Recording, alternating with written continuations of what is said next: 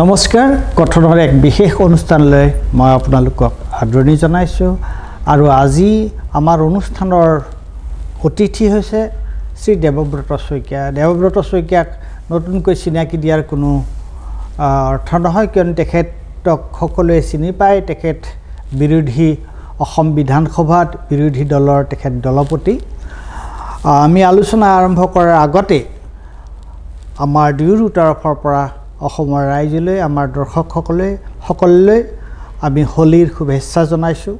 এই বসন্ত উৎসৱৰ শুভেচ্ছা জনাইছোঁ সকলোকে। সকলো সুখে সন্তোষে থাকক। মই এতিয়া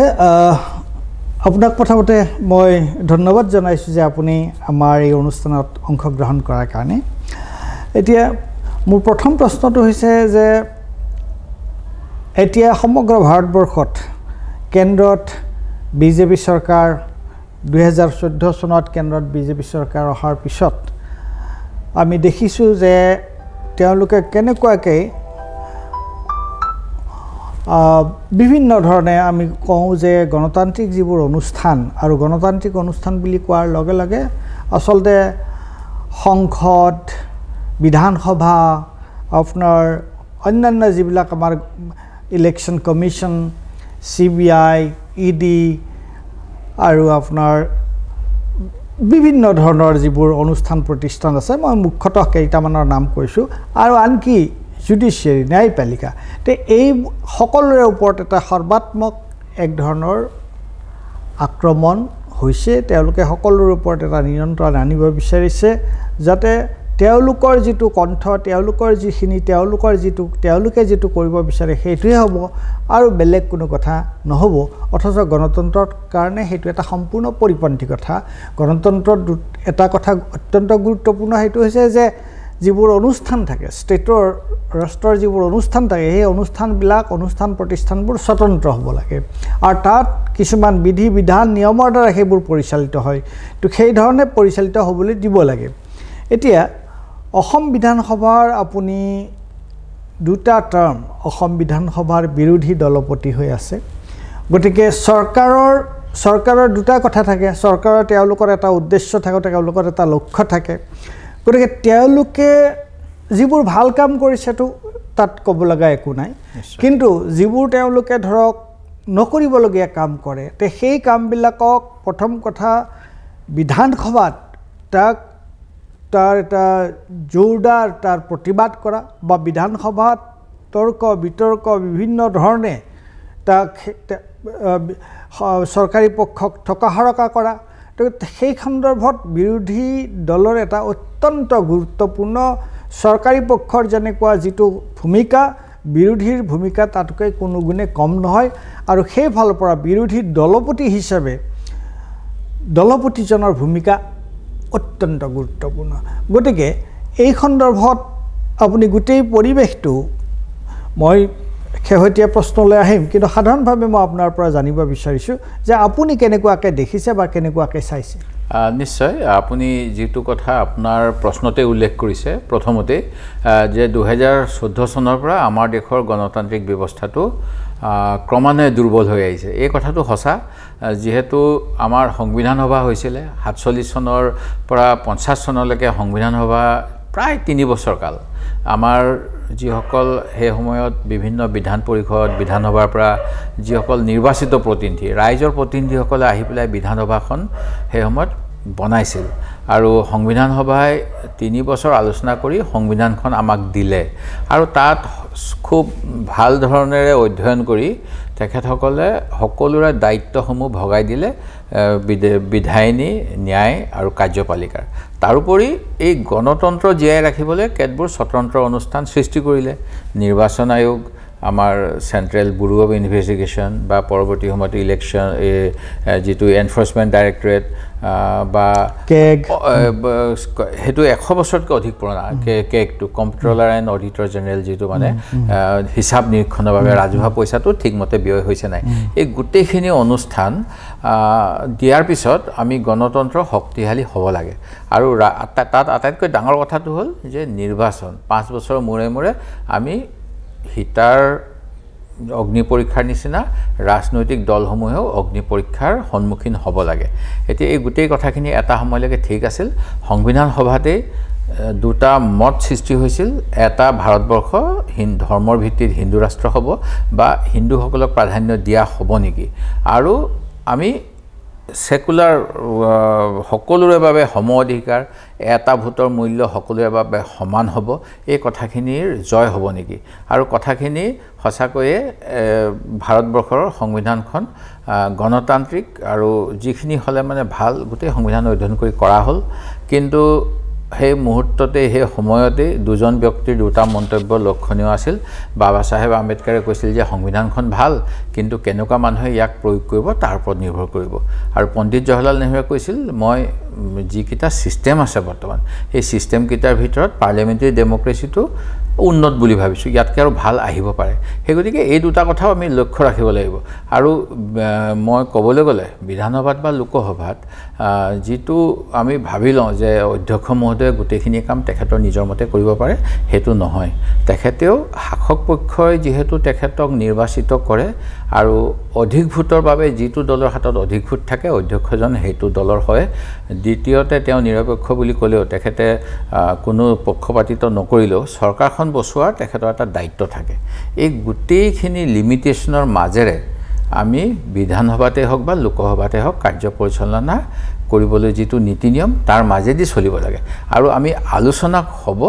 আলোচনাত বিভিন্ন ধৰণৰ তথ্য আমি উন্মোচন কৰিব লাগিব বিৰোধীয়ে বিৰোধী হিচাপে আৰু গঠনমূলক সমালোচনাৰে যেহেতু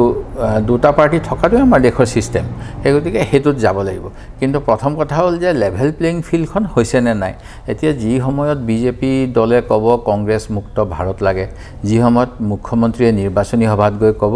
বিৰোধী দলৰ বিধায়কৰ ভূমিকা নাই তেওঁলোকে অধ্যক্ষৰ লগত চাহ খাই মেল কৰিব লাগে সেই তেনে ধৰণৰ কথাবিলাকেদি জনগণক যেতিয়া পৰিচিত কৰিব তাৰ পিছত আমি শক্তিশালী গণতন্ত্ৰ পামনে নাই সেই কথাটো চিন্তা কৰিব লাগিব আৰু সেইখিনি সময়তে বৰ্তমান সময়ত যেনেকৈ নিৰ্বাচনী আয়োগক একপক্ষ কৰিছে হাইকোৰ্ট সুপ্ৰিম কোৰ্টৰ জাজসকলে এটা সময়ত আমি মুকলিভাৱে কাম কৰিব পৰা নাই বুলি সুপ্ৰিম কোৰ্টৰ চোতালত বহি প্ৰেছ মিট দিব লগা হৈছে এনফোৰ্সমেন্ট ডাইৰেক্টৰেটৰ ইডিজনৰ টাৰ্ম এক্সটেনশন বাৰেপতি কৰা হয় সিবিআইৰ জনকো নিজৰ মানে যেটো কমিটি থাকে এখন কমিটি অন এপইন্টমেন্টস কেবিনেট বা যেটো প্ৰধানমন্ত্ৰী বিৰোধী দলৰ দলপতি বা অন্যসকলে নিৰ্বাচন কৰিব লাগে কিছুমান গুৰুত্বপূৰ্ণ পদৰ বাবে যেনেকৈ আপোনাৰ মানে হেৰি অডিটৰ জেনেৰেল এইবিলাক কথা কিন্তু এইবিলাকতো আজিকালি উলংঘা হৈ থাকে সেই গতিকে কাম কৰাটো কষ্ট আৰু বিৰোধীয়ে নিশ্চয় সকলো কথাতে প্ৰতিবাদ কৰিব লাগে আৰু এই প্ৰতিবাদটো কিন্তু আমাৰ সীমিত সময় মাত্ৰ 10 দিন বা 15 দিন আমি 365 দিন public memory is very short বুলিও কয় সেই গতিকে এই বিধানসভাত উঠা কথাখিনি ৰাইজৰ মাজলৈ লৈ যাব পাৰিব লাগিব তাৰ বাবে অকল বিৰোধী দলেই নহয় কাৰণ বিৰোধী দলৰ ভাগ ভাগ থাকে বিভিন্ন দল থাকে সকলোৰে নেতা হ'বলৈ মন যায় সাধাৰণ ৰাইজ যেটো সকলো তেখেত সকলো ভোটদাতা সকলো আসলতে সচেতন হ'ব লাগিব সেই সচেতন হলে গণতন্ত্ৰৰ বাবে শুভ লক্ষণ এই ক্ষেত্ৰত আমি মই আপোনাক আৰু আপুনি নিশ্চয় প্ৰশ্ন সুধিব মই এইকিটাই মোৰ ফালৰ পৰা এতিয়া মোৰ প্ৰশ্নটো হৈছে কি আপোনাৰ ধৰক আমি যেনেকৈ একেবাৰে আমাৰ ৰিসেন্ট মেমৰি আমি গম পাওঁ যে আপোনাৰ ধৰক যদি আমি সংসদৰ কথা যদি কওঁ সংসদৰ কথা আমি দেখা পাওঁ যে ৰাজ্যসভাৰে হওক বা এইটো লোকসভাতে বিশেষকৈ ৰাজ্যসভাত আমি এইটো দেখা পাইছিলোঁ যে ৰাজ্যসভাৰ যিজন সভাপতি যে উপৰাষ্ট্ৰপতি ভাৰতৰ উপৰাষ্ট্ৰপতি তেওঁ সদায় ৰাজ্যসভাৰ তেওঁ প্ৰেছিডেণ্ট প্ৰিজাইডিং অফিচাৰ আৰু প্ৰায় দেখা গৈছিল যে চৰকাৰৰ বিৰুদ্ধে যদি কিবা কথা ক'বলৈ বিৰোধী পক্ষৰ সদস্যসকল থিয় হয় তে তেওঁলোকক বিভিন্ন ধৰণে তেওঁলোকক কথা ক'বলৈ নিদিয়ে বা তেওঁলোকৰ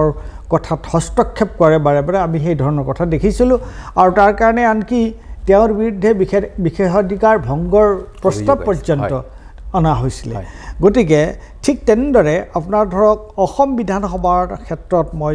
আপোনাৰ পৰা জানিব বিচাৰিছোঁ যে আপোনালোকে যিবোৰ প্ৰশ্ন উত্থাপন কৰিব বিচাৰে সেই প্ৰশ্নবিলাক উত্থাপন কৰোঁতে কিবা অসুবিধাৰ সন্মুখীন হয় নেকি বা শাসকীয় পক্ষই বা বিশেষকৈ ধৰক যিজন অধ্যক্ষ আছে অধ্যক্ষই আপোনালোকৰ প্ৰতি যি ধৰণৰ আপোনালোকক যিমানখিনি সময় দিব লাগে আপোনালোকৰ প্ৰতি যিটো সুবিচাৰ কৰিব লাগে সেইটো কৰাত কেতিয়াবা তাৰ অৱহেলা বা তাৰ কেতিয়াবা আপোনালোকে ত্ৰুটি দেখা পায় নেকি চাওক আমাৰ ব্যৱস্থাৱলী এনেকুৱা হয় আমি প্ৰশ্ন সকলোৱে দিব পাৰোঁ কিন্তু মৌখিক প্ৰশ্নৰ বাবে 20টা থাকে আৰু লিখিত উত্তৰৰ বাবে তাতকৈ অধিক থাকে এতিয়া সেই প্ৰশ্ন কাৰ উঠিব এইটো লটাৰী হয় লটাৰী হোৱাৰ কাৰণে কেতিয়াবা আমি দিয়া গুৰুত্বপূৰ্ণ প্ৰশ্ন আমি নাপাওঁ শাসক পক্ষৰ 2-3টা প্ৰশ্ন পাই যাওঁ বা একেধৰণৰ প্ৰশ্নও পাই যাওঁ কেতিয়াবা সেইটো এটা অসুবিধা কিন্তু অন্য ক্ষেত্ৰত কিছুমান ডিভাইচ আছে ধৰক শূন্যকালীন ঘণ্টাৰ সময়ত চৰকাৰৰ দৃষ্টি আকৰ্ষণ কৰিব পাৰি প্ৰকৃততে আমি যোৱা সময়ত চৰকাৰ শাসক মানে অধ্যক্ষ ডাঙৰীয়াক দাবী জনাই আহিছোঁ যে কুৱেশ্যন আৱাৰত আমাক বেছিকৈ কুৱেশ্যন সুধিবলৈ দিব লাগে যিহেতু শাসক পক্ষই এটা তেওঁলোকে শাসন কৰি আছে নীতি নিৰ্দেশনা তেওঁলোকৰ মতে চলি আছে আমাৰহে তেওঁলোকক জবাবদিহি কৰিব লগা থাকে ক'ৰবাত দুৰ্নীতি ক'ৰবাত অন্যায় হ'লে সেই গতিকে যিবিলাক পৰিপূৰক প্ৰশ্ন আমাক দিব লাগে বা যিবিলাক ডিভাইচত আলোচনা হয় ৰুল 54 ৰুল 301 বা অন্যান্য 131 সেইবিলাক ক্ষেত্ৰত আমাক যাতে অধিক সময় দিয়ে আৰু প্ৰয়োজন সাপেক্ষে লোকসভাত এনেকুৱা ব্যৱস্থাও আছে মন্ত্ৰীয়ে উত্তৰটো লগে লগে নিদিয়ে 2 মিনিটমান যিকোনো এজন সদস্যই তেখেতে উত্থাপন কৰিব বিচৰা জৰুৰী বিষয়টো উত্থাপন কৰিব পাৰে তেনে কৰিলেও আমি বহুত সময়ত যিবিলাকৰ কাৰণে চৰকাৰৰ মনোযোগ আকৰ্ষণ কৰা দৰকাৰ আৰু ৰাইজে যিটো বিধায়কসকলৰ পৰা সাংসদসকলৰ পৰা আশা কৰে যে আমাৰ কথাখিনি কিয় তেওঁলোকে নকয় সেই কামটো আমি কৰিব পাৰোঁ উদাহৰণস্বৰূপে সচলত এতিয়া ইমান ধৰ্ণা হৈ আছে আপোনাৰ অসমৰ মুখ্যমন্ত্ৰী মহোদয়ে কয় যে মই আন্দোলনমুখী পৰিৱেশটো নাইকিয়া কৰি দিলোঁ কিন্তু তাতে ভেটেনেৰী ডিপাৰ্টমেণ্টৰ কণ্ট্ৰেকচুৱেল কৰ্মীসকলে আন্দোলন কৰি আছিল শিক্ষকসকলে আন্দোলন কৰি আছিল ৰন্ধন কৰ্মীসকলে আন্দোলন কৰি আছিল আপোনাৰ ভূমিহীন উচ্ছেদিতসকলে কৰি আছিল তাৰপিছত ন্যূনতম মজুৰিৰ কাৰণে মজুৰি ইউনিয়নেও আন্দোলন কৰি আছিল আৰু এনেকৈ বহুত আমি যোৱা সময়ত লগ পাইছিলোঁ NSM কৰ্মীসকলে আন্দোলন কৰি আছিল এতিয়া তেখেতসকলৰ গোটেই কথাবিলাক ক'বলৈ হ'লে আমি যিবিলাক ডিভাইচ আহে সেই ডিভাইচবিলাকত আমি সময় নাপাওঁ সেই গতিকে আমি যদি সকলো অকল উত্থাপন কৰিব পাৰি চৰকাৰ দৃষ্টি আকৰ্ষণ তেতিয়াহ'লেও তেখেতসকলৰ এটা মনত এটা আশাৰ সঞ্চাৰ হয় আৰু এটা বিশ্বাস জন্মে যে আমাৰ কথাখিনি বিধানসভাৰ মজিয়াত অতি কমেও উত্থাপন হ'ল আৰু গণতন্ত্ৰ মজবুত কৰিবলৈ হ'লে তেনেকুৱা কামবিলাক কিছুমান কৰিব লাগিব কাৰণ নহ'লে যদি কৈ থাকে যিটো আমাৰ অৰণ্য ৰুদন কয় বা গালু বালু খোলাকতি তাল যদি তেওঁলোকে আন্দোলন কৰি আছে সচলত চৰকাৰ পক্ষৰ কোনো নাযায় আমিও যদি তেওঁলোকৰ কথাখিনি উত্থাপন কৰিব নোৱাৰোঁ তেতিয়াহ'লে তেখেতসকলে ভাবিব যে এইটো কি গণতন্ত্ৰ সেই গতিকে গণতন্ত্ৰ মজবুত কৰিবলৈ তেনেকুৱা কিছুমান পদক্ষেপ আগন্তুক সময়ত ল'ব লাগিব আৰু সময়ৰ কথা এতিয়া আমি এই বিধানসভাত মই ক'ব পাৰোঁ আমি কেইবাটাও গুৰুত্বপূৰ্ণ বিষয় উত্থাপন কৰিছোঁ এটা অসমত বাহিৰা মানুহৰ নিযুক্তি হৈ আছে বিভিন্ন ধৰণে চৰকাৰী আইন থকা আইন প্ৰয়োগ হোৱা নাই দ্বিতীয়তে আমাৰ বানপানী গৰাখহনীয়াৰ ফলত যিবিলাক ক্ষতি হয় 2022 চনত সংসদীয় কমিটিয়ে কৈছিল গৰাখহনীয়াটোকো এটা ডাইজেষ্টাৰ হিচাপে শ্ৰেণীভুক্ত কৰিব লাগে যাতে তাৰ বাবে আমি পুঁজি আবণ্টন পাব পাৰোঁ কাৰণ বানপানী হয় বিহাৰতো বানপানী হয় নেপালৰ পৰা অহা নৈৰ পৰা পশ্চিমবংগত হয় তামিলনাডুত হয় কিন্তু গৰাখহনীয়া তাত নহয় অসমৰ সেই গৰাখহনীয়াৰ ফলত বহু পৰিয়াল ভূমিহীন হয় আৰু তেওঁলোকে স্থানান্তৰিত হোৱাৰ পিছত ইণ্টাৰনেলি ডিছপ্লেচ হোৱাৰ পিছত তেখেতসকলক বহুতেই ধৰ্মৰ ভিত্তিত কেতিয়াবা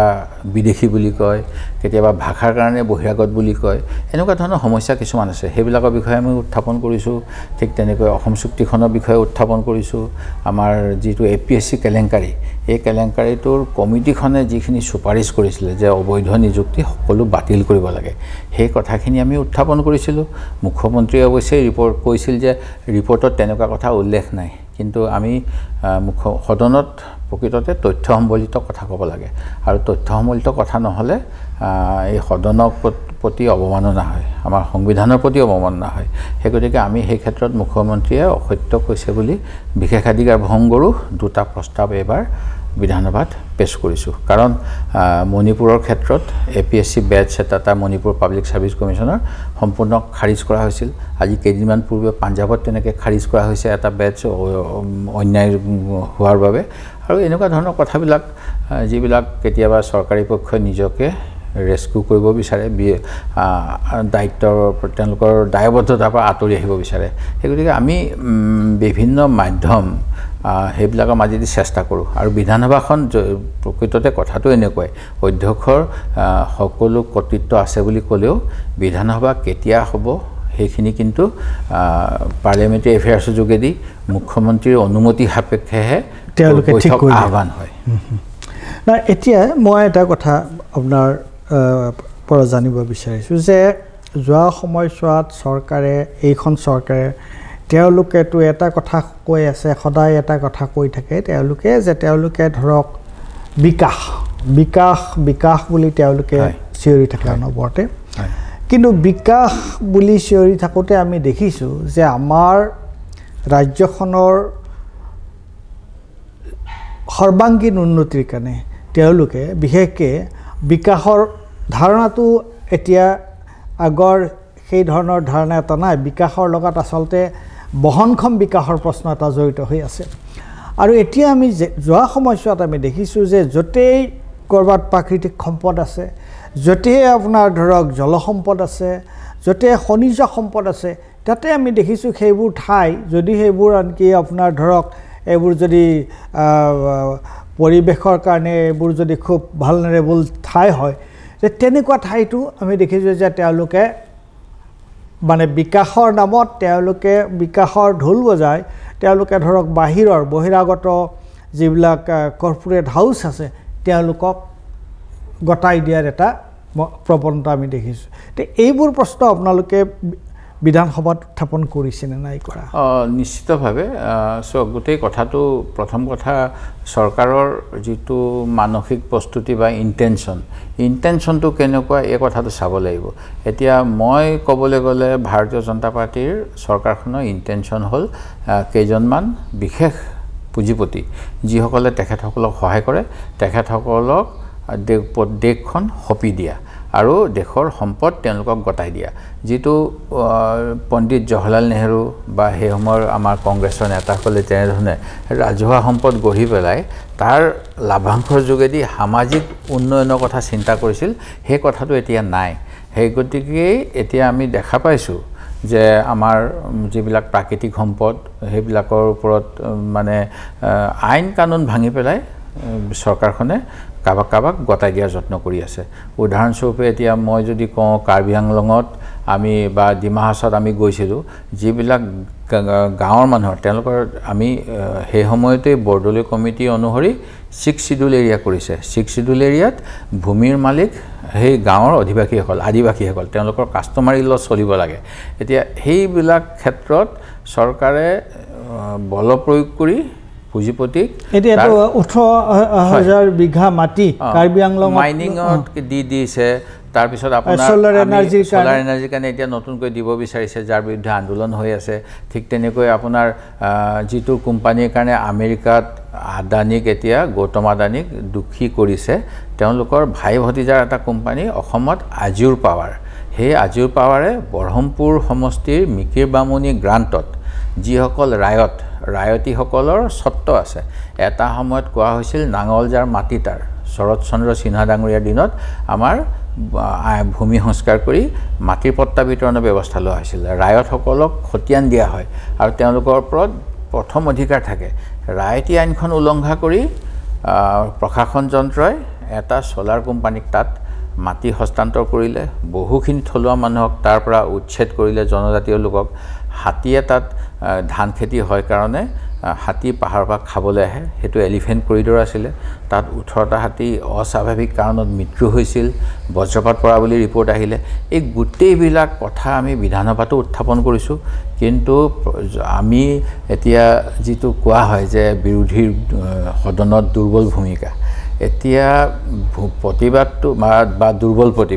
প্ৰতিবাদটো প্ৰতিবাদেই যদি নিউজ হ'ব লগা হয় সেইটো নিউজটো মোৰ বোধেৰে ব্ৰেকিং নিউজ বা জেনেৰেল নিউজ হ'ব নালাগে যিটো নিউজ সেইটো নিউজেই হ'ব সত্যতা থাকিব লাগিব আৰু সেইটো স্বীকাৰ কৰিব লাগিব কিন্তু চৰকাৰখনে যেতিয়া ইচ্ছাকৃতভাৱে ডিনাই কৰিব আৰু যেতিয়া তেওঁলোকৰ সংখ্যাগৰিষ্ঠতাই পাৱাৰ আনি দিয়ে এক্সিকিউটিভ অথৰিটি দিয়ে বিধায়কসকলৰ মাজৰ পৰাই সেই গতিকে তেওঁলোকে যেতিয়া ডিনাই কৰে আমি যিমানে প্ৰতিবাদ নকৰোঁ অগ্ৰাহ্য হয় আৰু সেইখিনিতেই মনত অলপ দুখ লাগে যে আমি যিখিনি সত্য উত্থাপন কৰিলোঁ সেইখিনিৰ ভিত্তিত যিটো বিচাৰ হ'ব লাগিছিল জবাবদিহি হ'ব লাগিছিলে সেইটো নাই আৰু এই অকণমান কথাত কেতিয়াবা মনত অলপ অসুবিধাও লাগে যে এইখিনিতে মই আপোনাক এটা কথা সুধিব বিচাৰিছোঁ আপুনি এইটো কথা উত্থাপন কৰিছে নিজেই কৰিছে সেইকাৰণে মই সেই কথাটো অলপ স্পষ্ট কৰি দিব বিচাৰিছোঁ যে আপুনি যিটো কথা কৈছে যে বিৰোধীৰ ভূমিকা দুৰ্বল আৰু বিশেষকৈ আপোনাৰ এই ধৰণৰ কথাও ওলাইছে প্ৰেছ কনফাৰেন্সৰ মানে আপোনাৰ প্ৰচাৰ মাধ্যমৰ আগতো বিশেষকৈ মই এইটোতো মই অভিযোগ প্ৰতি অভিযোগৰ প্ৰশ্নটো আনিব বিচৰা নাই কাৰণ মই তেনেকুৱা ধৰণৰ সাংবাদিকতা বা তেনেকুৱা ধৰণৰ নৰ্থ ইষ্টৰ সেইটো স্বভাৱো নহয় তথাপি যে ৰাইজৰ দলৰ বিধায়ক অখিল গগৈয়ে মাজতে কৈছিল যে বিৰোধী দলপতিজনে তেওঁ যেন মানে আপোচ কৰিছে তেনেকুৱা ধৰণৰ প্ৰশ্ন এটা উত্থাপন হৈছিল সেই সন্দৰ্ভত আপুনি কি ক'ব বিচাৰে ঘটনাটো এনেকুৱা চাওক যিকোনো আমাৰ এখন কিতাপ আছে মই যিটো ক'লোঁ এতিয়া ৰাজ্যপালে এটা ভাষণ দিয়ে ভাষণত চৰকাৰৰ গুণগান গাব সেইটো নিৰ্দিষ্ট আৰু সেই কামটো নকৰি পেলাই ৰাজ্যপালে নিজৰ বুদ্ধি বিবেচনাৰে ভাষণ দিব বিচৰাৰ বাবে কেছ হৈছে তামিলনাডুত এনেকুৱা ঘটনা হৈছে এজন IPS অফিচাৰ ৰবি তেওঁ মণিপুৰত আছিলে তেওঁক পিছত তামিলনাডুৰ গভৰ্ণৰ বনালে তেওঁ তামিলনাডু চৰকাৰৰ যিখন তাত এটা বিজেপি বিৰোধী দলৰ চৰকাৰ আছে সেই চৰকাৰী ভাষণটোৰ বাহিৰত গৈ তেওঁ কিছুমান কথা কৈছিলে আৰু সেই গতিকে তাত বহুত বাদানুবাদ হ'ল সেই গতিকে আমি এইটো ধৰি ল'ব লাগিব যে যিজন গভৰ্ণৰ তেওঁ চৰকাৰৰ গুণগান গাবই কাৰণ ভাষণটো চৰকাৰে লিখি দিয়ে আৰু তেওঁ মোৰ চৰকাৰ বুলি ক'বই এতিয়া আমি যদি গভৰ্ণৰৰ ভাষণ শুনা মুখ্যমন্ত্ৰীৰ ভাষণ শুনা মোৰ মতে প্ৰায় একেই এতিয়া আমি যদি সেইটো ভাষণ নুশুনো তেতিয়াহ'লে আমাৰ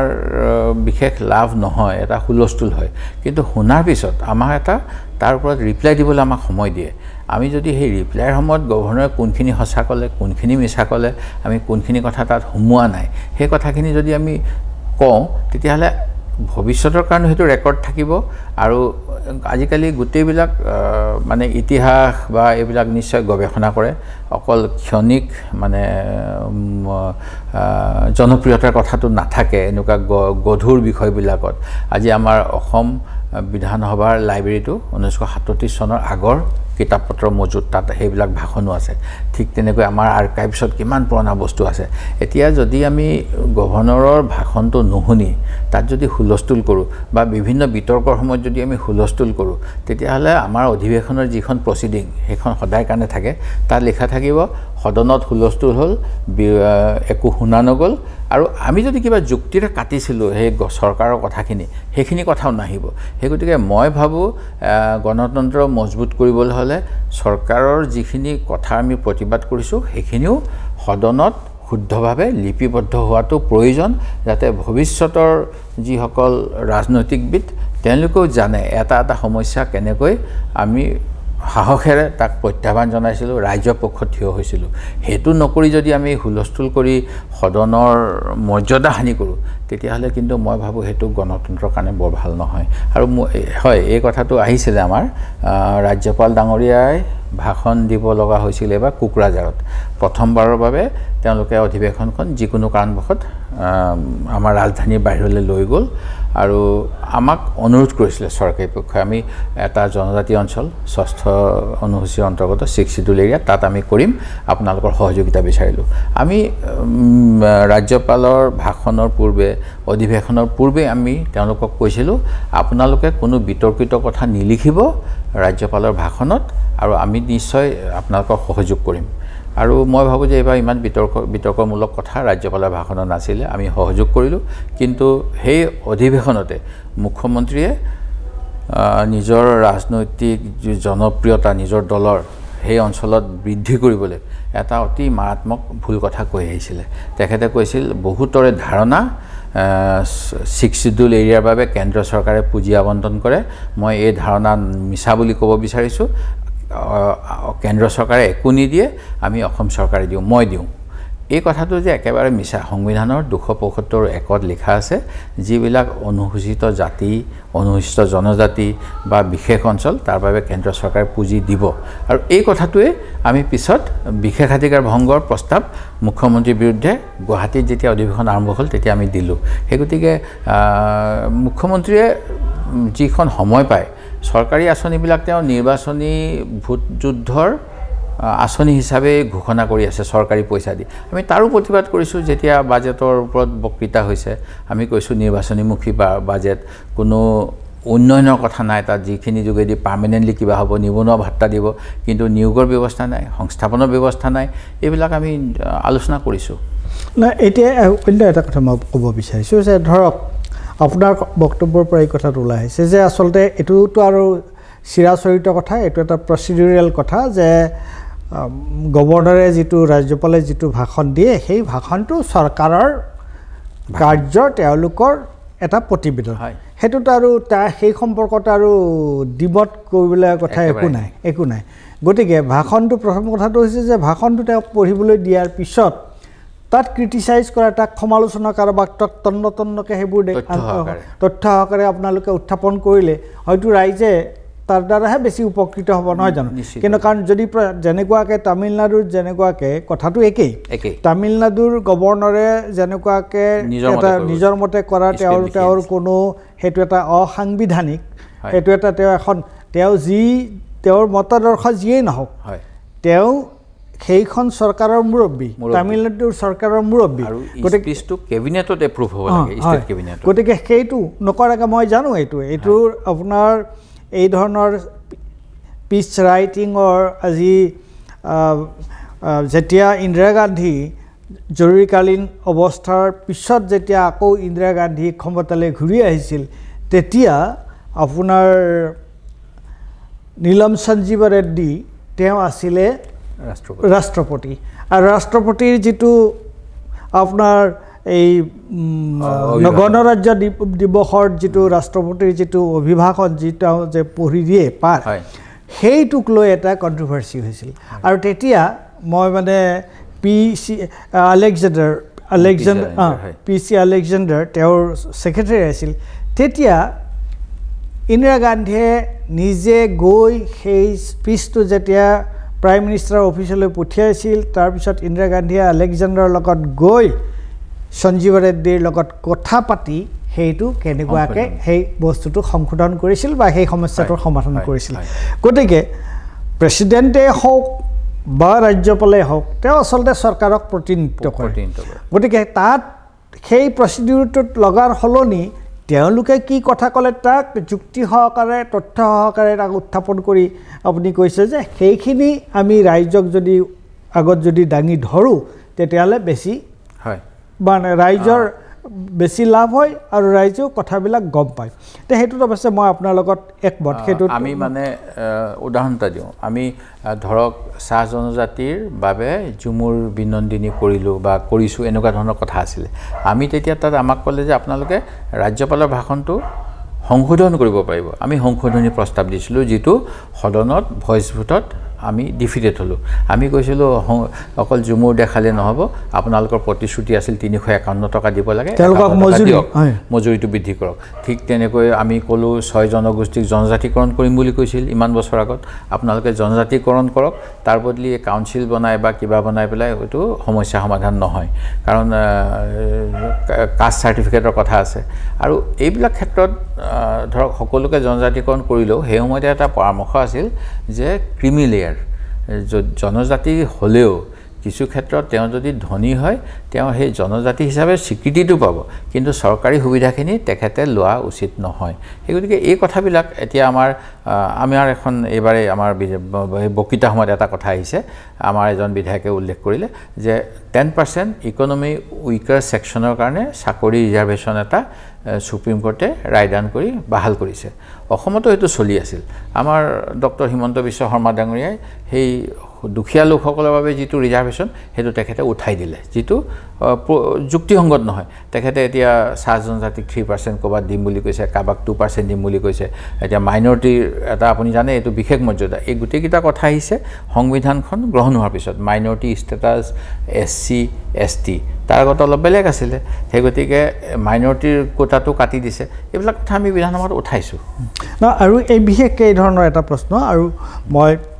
কথা এটা প্ৰশ্ন আপোনাক সুধিব বিচাৰিছো হেতু হৈছে যে ধৰক এতিয়া গুটেই চৰকাৰখন যে আপোনাৰ ধৰক নিৰ্বাচন কেন্দ্ৰিক যে হৈ পৰিছে যে তেওঁলোকৰ সমগ্ৰ আঁচনি সমগ্ৰ কথা বতৰা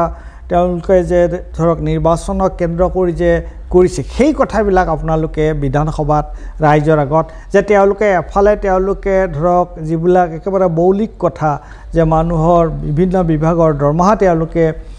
নিয়মিতভাৱে দিব পৰা নাই অথচ তেওঁলোকে যেটো অৰুণোদয় বা অন্যান্য যিবিলাকত মানুহক ধৰক মোটামুটি ভেটি দিয়াৰ ধৰণে মানে যিবোৰ হিতাধিকাৰী যিবিলাক আঁচনি আছে সেইবোৰত কিন্তু তেওঁলোকে খেলিমেলি লয় এই প্ৰশ্নবিলাক আপোনালোকে উত্থাপন কৰিছে নিশ্চয় আহিছিলে চক এতিয়া আমাৰ যে ইমানখিনি পইচা দিয়ে আমি তেতিয়া কৈছিল যে পইচাটো কি কাৰণে দিয়া হৈছে মুখ্যমন্ত্ৰী মহোদয় তেখেতৰ প্ৰথম বক্তৃতা বিজেপি দলৰ চৰকাৰ অহাৰ পিছত বিধানসভাত কৈছিল চাইনিজ এটা প্ৰবচন আছে আমাৰ যেনেকৈ ডাকৰ বচন মই আপোনালোকক মাছ ধৰিবলৈ শিকাম মাছ খাবলৈ নিশিকাও কিন্তু তেখেতে মাছ ধৰিবলৈ হলে নিজে মাছৰ ব্যৱসায়ত যাব লাগিব মাছ উৎপাদন কৰিব লাগিব বজাৰৰ পৰা মাছ কিনি আনিলে নহব লোকৰ আজি আমাৰ যেটো অন্ধ্ৰপ্ৰদেশ বা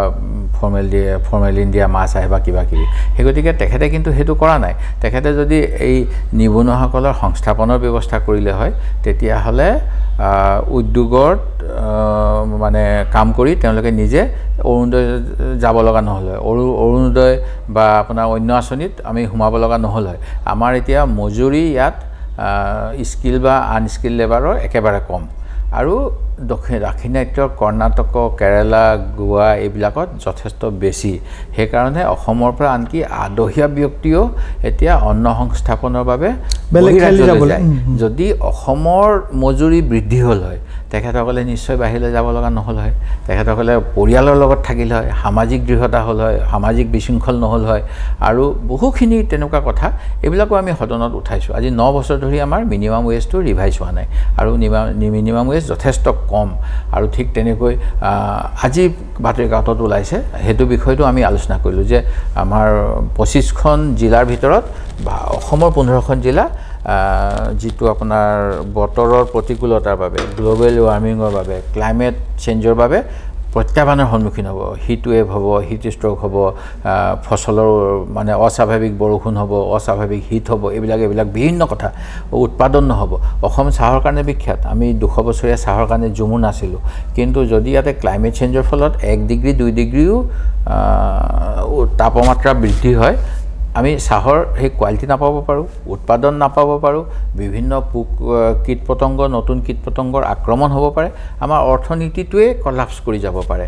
এইবিলাকৰ ক্ষেত্ৰত কিন্তু চৰকাৰৰ কি ব্যৱস্থা সেইবিলাক আমাক উত্তৰ দিব পৰা নাই এটা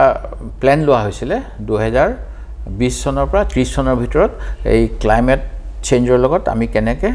কাম কৰিম একচন প্ল্যান কেন্দ্ৰীয় চৰকাৰ আসলে তেখেতসকলে পঠালে আজি 4 বছৰ যোৱাৰ পিছত এতিয়া একচন প্ল্যানখন অনুমোদন হৈ আহিছে সেই গতিকে আমি এইবিলাক কথা আমাৰ আলোচনা কৰিছো কিন্তু এতিয়া সংবাদ মাধ্যমে কিমানখিনি পৰিবেশন কৰিলে নে অকল চৰকাৰৰ বিবৃতিটোকে লিখি দিলে তাৰ ওপৰত ৰাইজে কিমান গম পালে হেতু জনা যাব সেই গতিকে এবাৰ আমি আমাৰ বিধায়কসকলক কৈছো বিধানসভাত আমি কি কৰিলো এইকেদিন তেখেতসকলে বিভিন্ন জিলালৈ গৈ পত্ৰকাৰ সন্মিলন পাতিব সাংবাদিক মেলত সম্বোধন কৰিব কথাখিনিও ক'ব আৰু যদি সম্ভৱ হয় নিশ্চয় আমি বাতৰি কাকতত পাম নহলে সোশ্যাল মিডিয়া যোগেদি পাম বুলি আশা কৰিছো আমি না আপোনালোকে ধৰক হেতু এটা শেষৰ যেটো কথা হেতু এটা গুৰুত্বপূৰ্ণ প্ৰশ্ন বুলি মই ভাবো হেতু হৈছে কি যে ধৰক এটা কথা যে বিধানসভাত ৰাইজৰ যিবোৰ সমস্যা চৰকাৰী আঁচনিৰ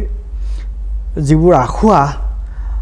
সেইবোৰ আঙুলিয়াই দিয়া আৰু ৰাইজৰ সমস্যাবোৰ তাত দাঙি ধৰা তাত আপোনালোকে দাঙি ধৰা সেইটো বিৰোধী সদস্যসকলৰ গুৰুত্বপূৰ্ণ কৰ্তব্য কিন্তু প্ৰশ্নটো তাত লগতে অন্য এটা কথা আছে সেইটো হৈছে ধৰক আপোনালোকে তাত কি দাঙি ধৰিলে আৰু সংবাদপত্ৰত বাতৰি কাগজত প্ৰচাৰ মাধ্যমত কি আহিলে গতিকে এই যিটো গেপ এই যিটো আপোনাৰ যিটো গেপ এটা যে আছে নহয় এই যিটো আপোনাৰ ব্যৱধান যিটো আছে তে সেই ব্যৱধানটো কাৰণ আজিকালি মানুহ কিন্তু আজিৰ সমাজখন আপোনাৰ মোটামুটি বহু পৰিমাণে মিডিয়া চেন্ট্ৰিক হৈ গৈছে প্ৰচাৰ মাধ্যমত কি আহিছে প্ৰকৃততে আপুনি কি কৈছে আৰু তাৰ খবৰটো প্ৰচাৰ মাধ্যমত কেনেকৈ তাক উলিওৱা হৈছে বা কেনেকৈ প্ৰকাশ পাইছে তাৰ ওপৰত বহুত কথা আছে গতিকে আপোনালোকে ধৰক আৰু বিশেষকৈ এই মুহূৰ্তত যেতিয়া চৰকাৰে তেওঁলোকৰ আঁচনিবিলাকৰ বিজ্ঞাপনৰ নামত তেওঁলোকে কোটি কোটি টকা এতিয়া বাতৰি কাকতত ওলাইছে যে আপোনাৰ হোম মিনিষ্টাৰ হয় অমিত শ্বাহৰ আগমনৰ বোলে কিমান 1 কোটি কিমান টকা আৰু তেনেকুৱা ধৰণৰ আৰু কত কিমান খৰচ প্ৰচাৰৰ নামত কিমান খৰচ হৈছে গতিকে এতিয়া আপোনাৰ বিৰোধী পক্ষৰ হাততো তেনেকুৱা কোনো বাজেট নাই খৰচ কৰিবলৈ বাজেট নাই যে এইটো পইচা খৰচ কৰিব কিন্তু আপোনালোকে ধৰক এটা সমন্বয় সৃষ্টি কৰি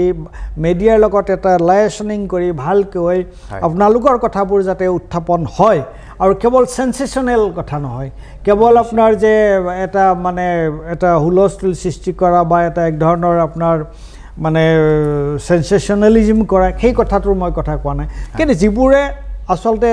ৰাইজৰ কল্যাণ সাধন কৰে সেই সন্দৰ্ভত মইতো ভাবো যে আপোনালোকৰ সেই ক্ষেত্ৰত এটা কিবা এটা অভাৱ থকা বুলি মই ভাবো যে আপোনালোকে যিখিনি তাত প্ৰথম কথা যে আপোনালোকে উত্থাপন কৰিব লগা বিষয়টো উত্থাপন কৰিছে নাই হয়তো আপোনালোকে উত্থাপন কৰিছে কিন্তু ৰাইজে সেই খবৰটো পাইছে নাই যে সেই কথাটো আপোনালোকে এই যিটো এই ব্যৱধানটো এই ব্যৱধানটো আপোনালোকে ধৰক তা কমাবৰ কাৰণে আপোনালোকে কিবা চিন্তা কৰিছে যে আপোনাৰ দলে বা আপুনি বিৰোধী দলৰ নেতা হিচাপে নিশ্চয় মই এটো অনুভৱ কৰিছো আৰু সেই কাৰণে এবাৰ প্ৰথমবাৰৰ বাবে আমি বিধানী দলৰ সকলো মোৰ সতীৰ্থ 20-21 জন যিকিজন আছো প্ৰত্যেকজনকে এখন দুখনকৈ জিলালৈ গৈ এতিয়ালৈকে আমি কি কি কৰিলো বিধানসভাত তাৰ এটা বিৱৰণ দিবলৈ কৈছো এই যে আপুনি মোক দিছে এইটোৱে দেখি বস্তু এইটোৱে আপুনি গোটেই যোৱা সময়ত এটা প্ৰতিবেদন আকত আমি উলিয়াইছো যিখিনি গুৰুত্বপূৰ্ণ বিষয়ত আমি অংশগ্ৰহণ কৰিলো উদাহৰণস্বৰূপে ধৰক মই নিজে টিভিত দেখিছিলো কোনোবা এজন যুৱকে মুখ্যমন্ত্ৰীক প্ৰশ্ন কৰিলে এটা কনফাৰেন্স হল বা ক'বাত অডিটৰিয়ামত যে মই চৰকাৰী চিকিৎসালয়ত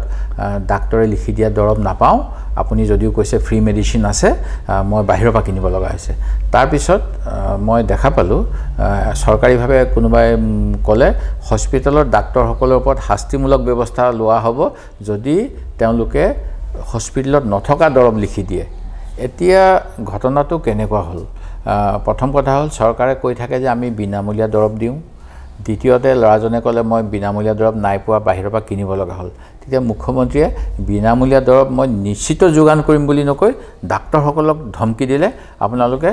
হস্পিটেলত কি দৰব আছে চাই লৈহে লিখিব অৰ্থাৎ যদি ষ্টক কম আছে তেওঁ তেতিয়াহলে এসেনশিয়াল দৰব লিখিব নোৱাৰিব তেওঁৰ প্ৰেসক্ৰিপচনখনো আধুৰা হ'ব তেনেহলে কেনেকৈ আপোনাৰ ৰোগী কেনেকৈ এটা ট্ৰিটমেন্ট হ'ব এতিয়া অন্যটা কথা কওঁ মই তেনেকৈয়ে আয়ুষ্মান ভাৰতৰ কথা কৈ থাকে আমাক আগতে মুখ্যমন্ত্ৰী সাহায্য পুঁজি দিছিল দুখীয়া ৰোগীক সহায় কৰিবলৈ প্ৰথমবাৰ বিজেপি চৰকাৰে আহি সকলোকে আকৃষ্ট কৰিবলৈ সুহিত নামৰ আঁচনি এখন দিলে 50 লাখ টকাকৈ আমাক অতিৰিক্তভাৱে দিলে যাৰ যোগেদি আমি দুখীয়া ছাত্ৰ ছাত্ৰীক পঢ়া শুনা কৰিবলৈ সহায় কৰিব পাৰো আৰু দুখীয়া ৰোগীসকলক আমি আৰ্থিকভাৱে সহায় কৰিব পাৰো আমি ৰিকমেন্ড কৰিব লাগে ডিসি মহোদয়ে পইচা দিয়ে মই আনকি এজন সাধাৰণ ঘৰৰ মাকে বুট কৰো ৰান্ধনীৰ কাম কৰে তেওঁলোকে 1000 টকা পায় আপুনি জানেই তেওঁলোকৰ ল'ৰা আইআইটিত পঢ়িবলৈ পাইছে মই তেনেকুৱা ল'ৰাকো সহায় কৰি পাইছো সেই পুঁজি থাকোতে পৰৱৰ্তী সময়ত তেখেতসকলে সেই পুঁজি বন্ধ কৰি দিলে বন্ধ কৰি দিয়াৰ পিছত ক'লে যে প্ৰধানমন্ত্ৰী আয়ুষ্মান যোজনা মুখ্যমন্ত্ৰী যোজনা 5 লাখ টকালৈকে ফ্ৰী আছে এতিয়া সেই ফ্ৰীটো কিন্তু তেওঁলোকে নকলে যে কন্ডিশনাল এতিয়া ক্যান্সাৰ ইমান প্ৰাদুৰ্ভাৱ হয় উজনি নামনি সকলোতে আমি এটা বিৰাট চেণ্টাৰ ক্যান্সাৰৰ এটা থেৰাপিত কিমান টকা লয় এতিয়া সেই ক্যান্সাৰৰ কিছুমান অন্য ৰোগৰ কথা বাদ দি বা অন্য ৰোগকো মই ধৰিব পাৰোঁ যদিহে আপুনি ইনপেচেণ্ট হৈ নাথাকে হস্পিটেলত থাকি নলয় তেতিয়াহ'লে আপোনাৰ আয়ুষ্মানখনে কাম নকৰে আপুনি যদি হস্পিটেলে সকলোকে বিচনা দিব নোৱাৰে আমাৰ তথ্য আছে কিমান বিচনা আছে আমাৰ হস্পিটেলত যেহেতু বিচনা দিব নোৱাৰে তেওঁ যদি ঘৰৰ পৰা অহা যোৱা কৰি ট্ৰিটমেণ্ট ল'ব বিচাৰে আয়ুষ্মান কাৰ্ডখনে কাম নকৰে তেতিয়াহ'লে এইটো কেনেকৈ বিনামূলীয়া চিকিৎসা হ'ল এই কথাবিলাক আমি সদনত উত্থাপন কৰিছোঁ ঠিক তেনেকৈ আপোনাৰ হাড়ৰ মানে এটা অবৈধ ব্যৱসায় কথা উল্লেখ কৰা হৈছে আৰু উচ্ছেদবিলাকৰ ক্ষেত্ৰত আমি ইণ্টাৰনেশ্যনেল হিউমেন ৰাইটছৰ সিগনেটৰী ভাৰতবৰ্ষ দ্বিতীয় কথা সুপ্ৰিম কোৰ্টৰ বহুতবিলাক ৰায়দান আছে যে মৌলিক অধিকাৰ হৈছে বাসস্থান আৰু ডিচেণ্ট লিভিং মানে ভালকৈ আপুনি পানী নোহোৱা ঘৰত থাকিলে নহ'ব লাইট নোহোৱা ঘৰত থাকিলে নহ'ব এইবিলাকো আমি দিব লাগে কিন্তু অসমত কিমান উচ্ছেদ হয় আপুনি ভাবিব ল'ৰা ছোৱালী ৰাইট টু এডুকেশ্যন এক্টটো আছে 14 বছৰলৈকে ফাণ্ডামেণ্টেল ৰাইট ল'ৰা ছোৱালীক পঢ়া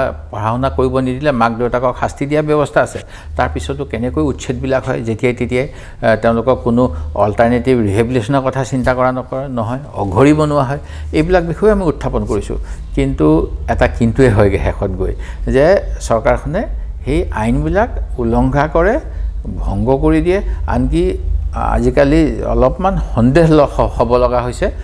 জুডিচিয়াৰী ওপৰত মোৰ উপায় নাই ক'ব লগা হৈছে এতিয়া গুৱাহাটী বাৰ এছ'চিয়েশ্যনে গুৱাহাটী হাইকোৰ্টখন স্থানান্তৰৰ প্ৰতিবাদ কৰি আছে আৰু মুখ্যমন্ত্ৰী মহোদয়ে গুৱাহাটী হাইকোৰ্টৰ জাজসকলৰ লগত কইনাধৰাত ক'ত কি বিল্ডিং হ'ব ক'ত ঘৰ হ'ব এইবিলাক আলোচনা কৰিব গৈ আছে যিসকলক লৈ পেলাই ৰাইজৰ পক্ষত আছে উকিলসকল কাৰণ জাজসকলে কি কৰিব উকিলসকলৰ যোগেদি ৰাইজৰ সমস্যা সমাধান কৰিব লাগিব কিন্তু তেখেতসকলে নিজৰ সুবিধাৰ কাৰণে কি মই ক'ব নোৱাৰোঁ মোৰ ওপৰত কিবা কণ্টেম্পো আহিব পাৰে কিন্তু তেখেতসকলে গৈ মুখ্যমন্ত্ৰীৰ ওচৰত গৈ কিয় সাক্ষাৎ কৰিব লাগে তেখেতসকলৰ কিবা আছে chief secretary chief engineer PWD তেওঁলোকক সুধিব লাগে তোমালোকে প্ৰেজেণ্টেশ্যন দিয়া কি হৈছে কি নাই যদি কিবা ভুল দেখে আপোনালোকৰ সুপ্ৰিয়ৰ হ'ল মুখ্যমন্ত্ৰী he is the chief executive of the state আমি তেওঁক আমাৰ মানে ডিছকমফৰ্টটো জনাওক তেনেকৈতো ক'ব পাৰিলে হয় সেইখিনি নকৰে এতিয়া বৰঞ্চ মাদ্ৰাজ হাইকোৰ্ট ক'ত আছে আপোনালোকে খবৰ লওক এলাহাবাদ হাইকোৰ্ট ক'ত আছে খবৰ লওক কলিকতাৰ হাইকোৰ্টটো ক'ত আছে ব্ৰিটিছৰ সময়ৰ পৰাই চহৰৰ মাজত আছে আমাতকৈ বেছি তাত চেম্বাৰ আছে জাজ বেছি এপইণ্টেড ক'ৰবাত 70 জন কিজানি ক'ৰবাত 60 জন আমাৰ ইয়াত কিজানি 30 জন আৰু আমাৰ ইয়াতে নতুনকৈ 100 কোটি টকা দি ব্ৰহ্মপুত্ৰৰ পাৰত নতুন বিল্ডিং বনোৱা হৈছে এনেক্সা আজি কেইবছৰমান আগত এই গোটেইবিলাক থকাৰ পিছত আমি কি কাৰণে ৰংমহললৈ নিব বিচাৰিছোঁ কোনোবা মাটি দালালক সুবিধা দিবলৈ নে ঠিকাদাৰক সুবিধা দিবলৈ আৰু ৰাইজক অসুবিধাত পেলাবলৈ নে কি এইবিলাক কথাও আহে আৰু এইবিলাক কথা সেই গতিকে আমি কোনে ক'ত কি কম্প্ৰমাইজ কৰিছোঁ আমি নাজানো কিন্তু অকল যে বিৰোধী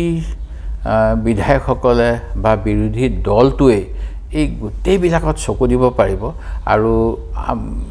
ৰাইজে নিৰপেক্ষ হৈ থাকিব এনেকুৱা হ'লে নহ'ব আমি যোৱা সময়ছোৱাত মই মোৰ হাইকমাণ্ডক কৈ আহিছোঁ এটা সময়ত যে আপোনালোকে মূল্যবৃদ্ধিৰ বিৰুদ্ধে প্ৰতিবাদ কৰিবলৈ কয় স্মাৰ্ট মিটাৰৰ বিৰুদ্ধে প্ৰতিবাদ কৰিবলৈ কয় যিকোনো প্ৰতিবাদ কৰিবলৈ কৈছে মাটিৰ খাজনা বৃদ্ধি আমি সকলো ক্ষেত্ৰতে প্ৰতিবাদ কৰোঁ আমি আমাৰ নিজৰ অঞ্চলত প্ৰতিবাদ কৰোঁ কিন্তু যাৰ কাৰণে কৰিছোঁ তেওঁলোকে কিমান সজাগ তেওঁলোকে চৰকাৰৰ বিভিন্ন আঁচনি কাটি দিম বুলি কয় আজিকালি সিদিনালৈকে আমি বিধানসভাত সেয়া উল্লেখ কৰিছোঁ নলবাৰীত বিজেপি এজন নেতাই মই বিধানসভাত কৈছোঁ নন্দবাবু বুলি কৈছোঁ যিজন নন্দলাল চৰকাৰ তেওঁ মন্ত্ৰী বিধায়কৰ উপস্থিতি উত্তৰ দিয়া নাই তেওঁলোকে মই মুখ্যমন্ত্ৰীয়ে যিখিনি কথা আমি কওঁ সেইখিনিৰ ওপৰত প্ৰত্যুত্তৰ দিব লাগে তেখেতে বেলেগ কথা কাৰোবাৰ ক'ৰবাত স্কুটাৰ আছে কাৰোবাৰ ঘৰলৈ তেওঁক মজাক উৰাবলৈ গুচি গৈছিল এইবিলাক কথা আমাৰ লগত প্ৰাসংগিক নেকি তেওঁ যিজন নিয়ম আছে যিজন মানুহ সদনত নিজকে ডিফেণ্ড দিব নোৱাৰে তেখেতৰ বিষয়ে ক'ব নাপায় মই আজিলৈকে চেষ্টা কৰিছোঁ মই সেই মৰ্যাদাটো ৰাখিবলৈ সকলোৰে সেইকাৰণে মই নন্দলাল চৰকাৰ বুলি আপোনাৰ আগত কৈছোঁ ভিতৰত মই নন্দবাবু বুলি কৈ দিছোঁ মই নামো জানো তেওঁৰ কিন্তু মই এইটো কোৱাটো উচিত নহয় কিন্তু মুখ্যমন্ত্ৰীয়ে বা অন্যসকলেতো মহাত্মা গান্ধীক গালি পাৰি থাকে যেতিয়াই তেতিয়াই জৱাহৰলাল নেহৰুক গালি পাৰি থাকে যেতিয়াই তেতিয়াই আৰু আমাৰ মনমোহন সিং ইয়াত নাই তেওঁক ধিক্কাৰ প্ৰস্তাৱ দিবলৈ কৈ থাকে যেতিয়াই তেতিয়াই এইটো কি নিয়ম নেকি যিসকলে ডিফেণ্ড কৰিব নোৱাৰে তেওঁলোকৰ নামত বেজ্জতি কৰি থাকিব আৰু তেওঁৰ মানে অপ্ৰাসংগিক কথা উলিয়াব প্ৰতিদিনত কি হ'ল স্বাধীনত কি হ'ল কোন পেপাৰ TRP কেনেকৈ বাঢ়িব এইবিলাক কথা এই চকীখনৰ মৰ্যাদাৰ লগত খাপ নাখায় বুলিয়ে মই ক'ম আপোনাৰ মই এটা কথা ভাল পাইছোঁ যে এইটো শেহতীয়া যিটো কথা আপুনি যিটো কথা ক'লে যে উচ্চ ন্যায়ালয়ৰ জাজসকলে তেওঁলোকে বিচাৰপতিসকলে গৈ পেলাই কোৱা কথা এটা কথা একেবাৰে নিশ্চিত যে আমাৰ যিটো ন্যায়পালিকা যিটো জাষ্টিচ ছিষ্টেম তাত বাৰ এণ্ড বেঞ্চ দুইটা লগ লাগিয়ে হয় গতিকে উকিলসকলক বাদ দি আমি প্ৰশ্নটো আমি কৰিব নোৱাৰোঁ মোৰ এটা বস্তু ভাল লাগিছে যে হয় সকলোৱে জানে দেৱব্ৰত শইকীয়া সফট স্পকেন কিন্তু এই যিটো আমাৰ আপোনাৰ লগত এই সময়ছোৱাৰ যিখিনি আমাৰ যিখিনি কথোপকথন কোনোবাই যদি শুনে তেতিয়াহ'লে গম পাব যে তেখেতৰ বিভিন্ন বিষয় সন্দৰ্ভত শইকীয়া ডাঙৰীয়াৰ তেখেতৰ যিখিনি দখল আৰু সংসদীয় বিধানসভাৰ আইন প্ৰণয়ন সন্দৰ্ভত বা তাত কেনেকুৱাকৈ কোন সময়ত কি ধৰণৰ প্ৰশ্ন উত্থাপন কৰিব লাগে সেই সন্দৰ্ভত তেখেতে যিখিনি কথা ক'লে মই ভাবোঁ যে আজি আমাৰ দৰ্শকসকলে যিসকলে এই অনুষ্ঠানটো চাইছে তেওঁলোকে গম পাব কিন্তু এটা কথা তেওঁ নিজেও স্বীকাৰ কৰিছে যে আচলতে বিধানসভাত চৰকাৰী পক্ষ আৰু বিৰোধী পক্ষই চৰকাৰী পক্ষক কেনেকুৱাকৈ কি ধৰণৰ প্ৰশ্ন বান তেওঁলোকে কেনেকুৱা বা ৰাইজৰ প্ৰশ্নবোৰ কেনেকৈ উত্থাপন কৰে কিন্তু সেইখিনি কথা কেনেকৈ উত্থাপন হ'ল বা নহ'ল বা কি ধৰণৰ উত্থাপন হ'ল সেইটো লৈ যোৱাৰ কিন্তু ৰাইজলৈ লৈ যোৱাৰ মাধ্যম হৈছে প্ৰচাৰ মাধ্যম সংবাদ পত্ৰ প্ৰিণ্ট মিডিয়া বা ইলেক্ট্ৰনিক মিডিয়া বোধহয় সেইখিনিত তেখেতসকলৰ কৰিব লগা আছে আৰু মই ভাবিম যে এই মুহূৰ্তত বিশেষকৈ চৰকাৰৰ হাতত ইমান শক্তিশালী তেওঁলোকৰ জনসংযোগ বিভাগ আছে কিন্তু বিৰোধীসকলৰ কিন্তু এই কথাটো চিন্তা কৰাৰ সময় আহিছে বুলি মই ভাবিছোঁ আৰু ইমান ব্যস্ততাৰ মাজত আজি এই হোলীৰ দিনা আহি এইখিনি সময় দিয়াৰ কাৰণে মই আপোনাক ধন্যবাদ জনাইছোঁ আৰু আশা কৰিছোঁ যে নৰ্থ ইষ্ট নাওত এনেকুৱাকৈ সময়ে সময়ে আপোনাক পাম আমি ৰাইজৰ কথা পাতিব পাৰিম ধন্যবাদ আপোনাকো নৰ্থ ইষ্ট নাওৰ যোগেদি অসমবাসীলৈ মই বসন্ত উৎসৱ হোলীৰ উল্লেখ জনাইছোঁ আৰু আপোনালোককো এই সুযোগ দিয়াৰ বাবে ধন্যবাদ জনাইছোঁ ধন্যবাদ